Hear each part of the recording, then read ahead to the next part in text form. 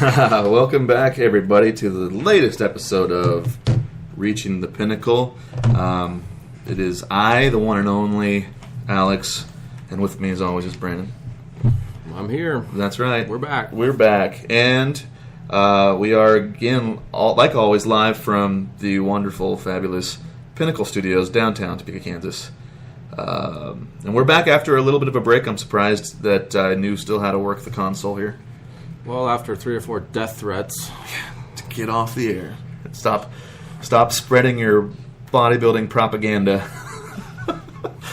We are back. It's good to be back. It's good to see you. It's good to chat. It's good to be live and hopefully getting out to you guys and getting you some good information.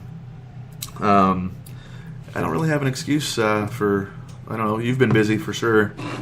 Yeah, I've been gone last 2 or 3 Fridays.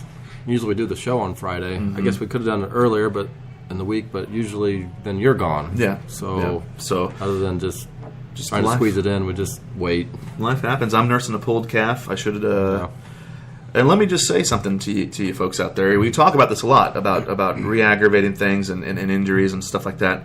I kind of pulled it a little bit doing some cardio, which Brennan informed me that was my first mistake. Yeah. A guy my size probably shouldn't be running. But I was. But so I had a little bit of pull, and then ironically, and I don't know if this is me being old or just me not doing my first aid like I probably should have been, stepping up onto a curb, I felt a pop and pain, and at that point, some swelling, some discoloration. So took care of it. Felt great. This morning I was walking up to Washburn University, my alma mater, to take some information up there to some of the teachers. Walking up the hill instead of the stairs, thought it would be an easier trip. Boom. Mm-hmm. Happened again. So now I'm back to where you started. Back to square one. So remember, it's not always about that how soon can I get back. It's about taking care of it day by day, which I use me as an example. We will. Thanks. That kind of leads me into something. We got a couple of things to talk about today. We kind of have later on in the show here, we're going to have a guest, which I think will be our first guest. Yeah, I think so. We're 2 years into our program. We're finally getting around to having a guest, so we'll see how this goes. Other than Gilbert. Gilbert's been on. Yeah, he's said it a few times. But Adam's going to come in. He's a friend of mine and a business partner of mine. We work together. And so he's going to talk about Rocksteady Boxing, which is a new program that we're going to launch here next month at Pinnacle, but he's going to talk about the benefit of the program. It's for people with Parkinson's, and I just want to let him kind of give him an overview, and anybody that's listening maybe has somebody who has Parkinson's or is suffering from it themselves. Might be some good information on that topic. Before we get to that, though, I just want to have a little rant, a little rave this morning. Nice. Gilbert turned 50 yesterday. Sure. So happy birthday to Gilbert. Happy birthday. And he had a little post on his Facebook page about no excuses and staying in shape no matter what, and sure. These kind of things. So first I just wanted to read to you, again, the words of wisdom from Gilbert, because usually the older you get, not that he's old, but usually we get a little wiser. Right. So maybe we can all learn something from this. Sure. He says, and I quote, "I love a good beer, pizza, Mexican food, and ice cream. I know when to put the fork down, and I have a workout routine. Gym is not life for me." You already lost me. Yeah, you lost me. Saying that gym is life would mean my life sucks so much that I have no place to go or nothing to do but be in a gym. My point is, you can work out and get in shape without having to be a gym rat. I've heard every excuse why people can't, but I've never heard an excuse of why they should. I've met people in the gym who have gone through major surgeries, car wrecks, heart attacks, back injuries, and they are here in the gym because their why is bigger than their excuse. So if you are ready for a change and ready to stop milking that old excuse or injury or whatever the case may be. Let's get to work. End quote. There you go.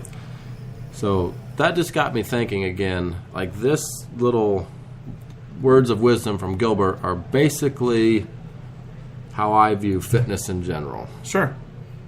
You know, I hear on a daily basis people making excuses for I don't have time, I don't have money, I don't have motivation, I don't have a workout partner, I don't have Whatever. Anything. we can go on and Yeah. on. Any kind. But the reality is either you work on your fitness Sure. or you suffer the consequences. Right. And Yeah. there is really no excuse that can validate, really, other than if you just don't care, not working out. Right. You know, What are your thoughts? I think it's it's a valid point. I don't think you necessarily have to be in a gym to reap benefits. I don't think you have to be in a gym to become the best you can be. I think it helps. I think it's a tool. You know, a gym itself is a tool, and inside of it is various tools. Yeah, it reminds me of I remember a guy that I played football with in high school. He was built. I mean, if we're talking about, and I know we get off onto a lot of bodybuilding things and a lot of things that are built towards sports and athletic things, but believe me, if anybody wants to tap our mind on just normal stuff or again, rehabilitating injury or whatever like that, exercise wise, we also can do that. It just so happens that our interest is down that lane, so that's what we talk about. But I remember this guy who played high school football. He was, if I had his genetics, I'd be Mr. Olympia probably. The guy was in amazing shape. Every muscle was perfectly proportioned, perfectly, big. And we're probably, the guy was he probably could have won a bodybuilding show. And we're talking sophomores or juniors in high school, okay? And everybody was like, "Dang, what are you doing? What have you been doing?" And because we all were in weight, we were gym rats. We were weight room guys trying to get bigger and better for the next season. And this guy didn't actually start playing until our sophomore or junior year. And we were all like, whoa, blown away by it. Because he was athletic, he was extremely fit, the looks, the aesthetics, he was awesome. And we asked him, and we thought he was lying to us, but he told me, he told everybody else that asked him, he said, up until this point, he said, I do sit-ups several times a day, I do push-ups several times a day. He says, I jog down to the elementary school, and I'll do chin-ups and pull-ups on the playground equipment, and I jog home. And that's what that, granted, I think he had great genetics, but that's what that did for him. He did not do that in a gym while we're slaving away, kicking our butts every day, blood and sweat and tears and mud and blood and beers and all that junk. We're kicking our butts trying to get this done, and he's achieving even more than what some of the guys were achieving at that level, and without just caveman workout, if you will, And so from that point on, is fairly young in my time. I knew that it's not all about the gym, even though that's what I like. It's my preference. Right. But yeah, no, I think it's a very good observation. And I think it's advice people want to hear, because just like and you can probably attest to this too. Is I talk to people all the time about you need some resistance training.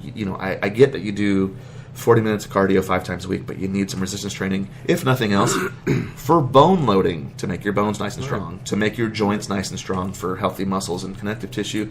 But people say, I don't want to look like you. I don't want to be big. I'm like, you're not going to look like me unless you train like me. Trust me. You just need a little bit of resistance training. Well, that's true. And I've definitely seen people as well who don't do as much as somebody else and have a different result or a better result. That's just individual genetics and some other factors probably. But the excuse thing, though, is... Sorry, I got off on a tangent. No, that's all right. That's why we're here. Yeah.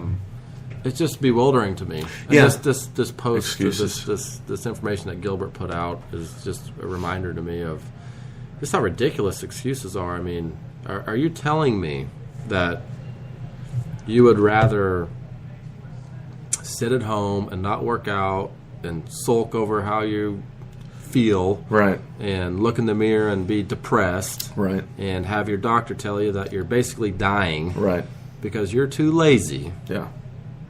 to go to the gym or go outside and jog around the block Yeah, or or whatever walk to around spend the block. 20 or 30 minutes a day, maybe something- 2 or 3 times a week, maybe spend $30 to $50 at a gym or a home workout video or whatever. Right, sure. I mean, the cost and the time commitment give you so much benefit that it's just I Right. can't fathom why somebody wouldn't just say, hey.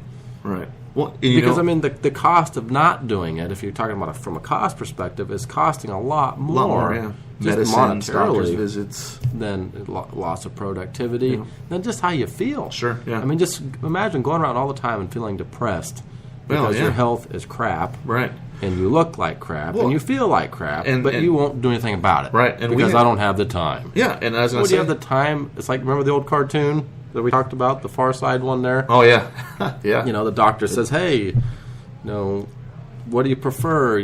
Exercising an hour twice a week or being dead 24 hours a day? What fits your busy schedule better? Yeah, exactly. And it's exactly the truth. Yeah, it's truth. Yeah, it's the truth. And so, I don't know, I was on a rant because I hear this all the time in my Right. line of work. Well, I don't have time. I don't have this. I don't have that. Well, Yeah. that's ridiculous. Well, and there's an answer for everything. There really is an answer for everything.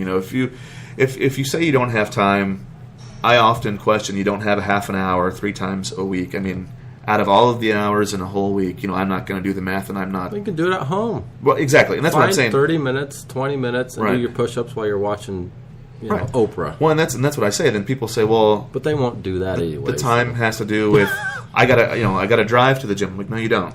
That's not the issue. We're not Gym's the necessarily issue. even promoting a gym membership. That's probably one of the better places to, because then you have some accountability Exactly. and you Yeah. change it with the environment. Usually makes it more productive. Sure. Because when you're at home, you are more likely just to say, well, I'm just going to watch TV and skip my workout tonight. Whereas if you go to a specific gym or location, you're more likely to do.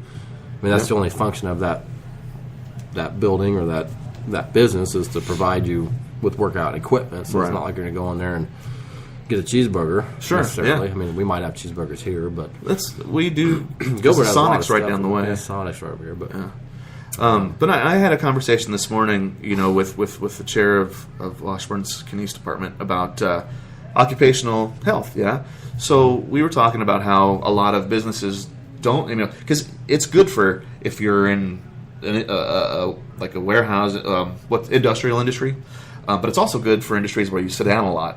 It's all good. All that wellness is good. Corporate wellness is good. And it saves the businesses. It's lucrative for the higher productivity, less money paid out for various things that medically.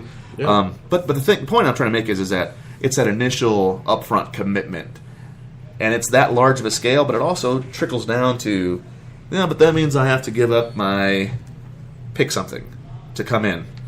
Like, yeah, but do you just as an example, I don't have the time. Well, you're literally busy 24 hours a day. Well, when I get home from work, I like to have a seat and watch my show and then eat dinner, and then by that time, it's time to put the kids to bed. I'm like, okay, so how long is that between work and dinner? I don't know, 3 hours. So it's just that you're not willing to give up even just a half an hour of I Love Lucy or whatever you're watching, or watch it while you're doing your exercises. It's getting that start. well, here's another way, and this is getting down to kind of brass tacks Sure. of the whole thing. Right. Like if you talk about I've talked to people that say, well, we just have a lot of stuff going on in my life, a lot of kids' activities, this, Sure. that, and the other, and I know that's true because I have kids. Yeah, sure. And they say, I want to spend time with my kids. Okay, nothing wrong with that.